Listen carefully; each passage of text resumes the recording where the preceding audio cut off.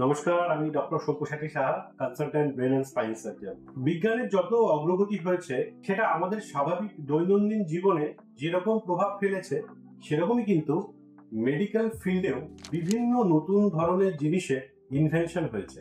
সাধারণ জীবনের যদি আমরা আলোচনা করি সাধারণ জীবনের কথা, তাহলে আমরা বুঝতে পারবো যে অনেকদিন আগে আমরা কিন্তু টেলিফোন সেটা ইউজ করতাম, মানে ল্যান্ড ফোন। আস্তে আস্তে বিজ্ঞানের অগ্রগতির সাথে সাথে আমাদের হাতে এলো মুঠোফোন বা মোবাইল। তারপরে এখন তো আমরা হোয়াটসঅ্যাপ কল করি।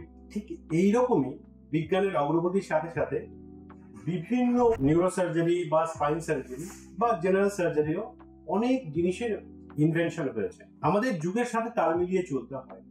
সেরকম ভাবে একটা ভালো নিউরোসার্জিক্যাল প্রসিডিওর বা স্পাইন সার্জারি করতে গেলে কিন্তু আমাদের গ্যাজেটও হতে হবে আপ টু ডেটেড।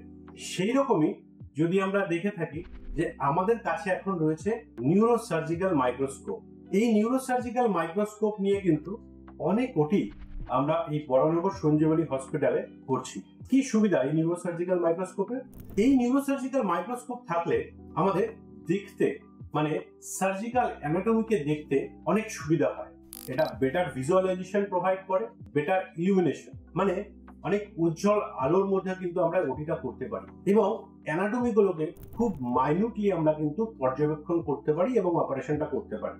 ধরুন ব্রেনের মধ্যে একটা টিউমার রয়েছে যেটা ব্রেনের শিরাগুলোর সঙ্গে জড়িয়ে পেঁচিয়ে রয়েছে বা চোখের শিরার সঙ্গে জড়িয়ে রয়েছে, সেটাকে কিন্তু আমরা স্মুথলি এবং অনেক প্রিসিশনের সঙ্গে আমরা সেই টিউমারটাকে বের করে আনতে পারবো এই মাইক্রোস্কোপ আমাদের কাছে থাকলে। এই মাইক্রোস্কোপ যেমন আমাদের বেটার ইলুমিনেশন দেয়, বেটার ভিজুয়ালাইজেশন দেয়, সেরকমই যেটা বললাম বেটার প্রিসিশন এবং অ্যাকিউরেসি আমাদের প্রোভাইড করে, যার ফলে কিন্তু অনেক সহজে আমরা এই জটিল নিউরোসার্জিক্যাল প্রসিডিওর গুলো এবং স্পাইন সার্জারি প্রসিডিওর গুলো আমরা করতে পারি। তো এই মাইক্রোস্কোপ থাকলে আমরা যাবতীয় ব্রেনের অপারেশন করতে পারবো এবং স্পাইনের অপারেশন করতে পারবো। তো আমাদের এখানে আপনারা দেখতে পাচ্ছেন যে মাইক্রোস্কোপটা এসে পৌঁছেছে এবং আমরা অলরেডি এই মাইক্রোস্কোপ দিয়ে অনেক ব্রেনের জটিল অপারেশন এখানে করতে পেরেছি।